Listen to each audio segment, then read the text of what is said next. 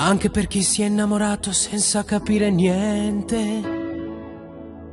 anche per chi si è consumato negli occhi e nella mente, per chi una vita intera ha dato cuore e sentimenti, per chi ha creduto e si è spento come una candela al vento, anche per chi ha scritto ti amo sulla pelle sopra i muri, per chi ha corso da Roma a Milano con dei fiori nelle mani, per chi ha allargato le braccia ed ha fermato il mare, per chi piangendo ha giurato finché morte non ci separi.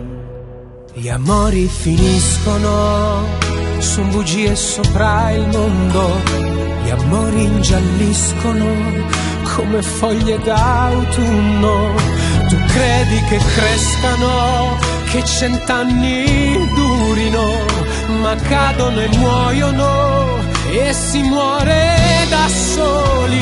Gli amori finiscono nei regali che comprano, con le parole romantiche, nelle rose che pungono, e l'ultima lacrima ci vuole forza per piangerla, e l'ultima pagina pesa come una pietra. Anche per chi ricomincia da zero e gli brillano i pensieri, giorno per giorno lentamente si tormenta come Dante, per chi abbraccia forte il tempo e li crede eterni, mai niente durerà per sempre, ogni estate muore in inverno. Gli amori finiscono, anche quelli più belli, l'inizio è dolcissimo dal sapore poetico, ma son stelle cadenti, son poesie senza rime, son di pioggia e ti bagnano e ti piove nel cuore. Gli amori finiscono perché non sono numeri, son rami, son alberi, gli amori sono lettere, con il tempo bruciano e diventano cenere, e l'ultima pagina pesa come una pietra.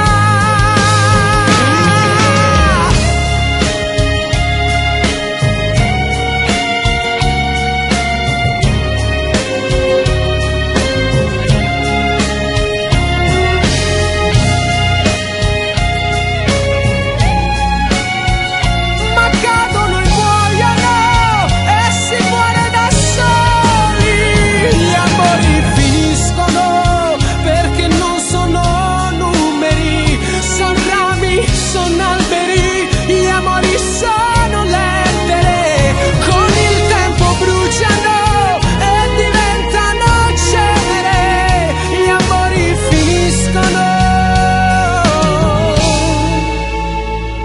Com'è finita fra